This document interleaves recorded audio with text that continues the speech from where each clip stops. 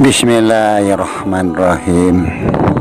Assalamualaikum warahmatullahi wabarakatuh. Mari kita panjatkan puji syukur kita kehadiran Allah Subhanahu wa Ta'ala yang telah memberikan kenikmatan dan keberkahan pada diri kita semua. Juga kita tidak lupa mengucapkan salam dan sholawat kepada junjungan Nabi kita yang mulia, Nabi Muhammad SAW, beserta keluarga dan para sahabatnya.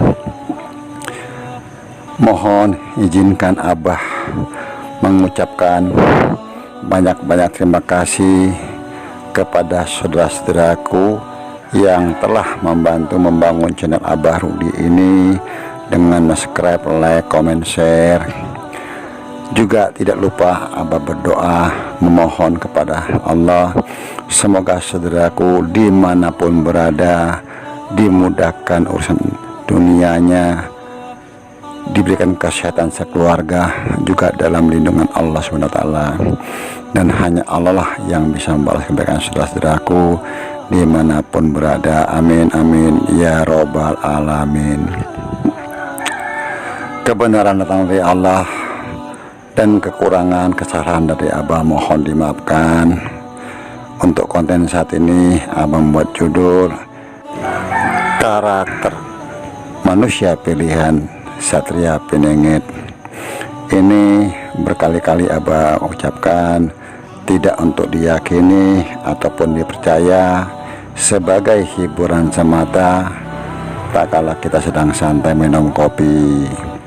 Tentu dengan izin Allah saya mencoba membahas tentang manusia pilihan ini, atau yang lebih kita kenal dengan Satria Piningit ataupun Sang Kinasi. Jadi Abah mencoba bertafakur memohon kepada Allah untuk mengetahui karakter manusia pilihan Satria Piningit. Tentu Sang Satria Piningit ini tentu kan manusia pilihan Allah yang telah diseleksi berjuta-juta manusia yang terbaik. Beliau ini walaupun beliau disakiti, beliau tidak mau menyakiti. Walaupun beliau dihina, beliau tidak mau menghina. Jadi beliau ini tentu menjaga akhlaknya, karena Sang Satria Piningit ini adalah orang yang dipilih Allah. Ya di sini kalau kita simpulkan, beliau ini seseorang yang berakhlak baik. Bisa jadi beliau ini seseorang yang seorang wali atau utusan Allah yang tugasnya nanti akan memperbaiki akhlak manusia. Tentu beliau akan memberikan contoh, bukan cerita, dan beliau sangat menjaga hal itu. Tidak ada dalam dirinya kedengkian, kebencian, yang apapun sifat yang negatif apapun yang jelek. Makanya di sini beliau ini dipilih Allah sebagai manusia pilihan. Kembali kepada sifat beliau tadi, tak kala beliau disakiti, tak kala beliau dihina apapun bentuknya. Begitu banyak sahabat-sahabat mengatakan akan terjadi bencana kalau beliau disakiti. Sebetulnya beliau itu tidak seperti itu. Beliau tidak akan pernah menyakiti, seperti yang saya katakan tadi. Walaupun beliau kalau disakitin, beliau akan mendoakan saudara setelahnya untuk hal yang baik. Tetapi Dalam suatu hadis Rasulullah SAW bersabda, siapa yang musuhi waliku, berarti aku telah mengumumkan perang dengannya, dan tidaklah hamba mendekat kepadaku dengan sesuatu yang lebih aku cintai melebihi apa yang aku wajibkan kepadanya, dan hambaku selalu senantiasa mendekat kepadaku dengan mengerjakan ibadah-ibadah sunnah hingga aku mencintainya. Jika aku telah mencintainya, maka aku adalah pendengarannya yang dengannya dia mendengar, dan penglihatannya yang dengannya dia melihat, dan tangannya yang dengan dia bertindak, dan kakinya yang dengannya dia berjalan.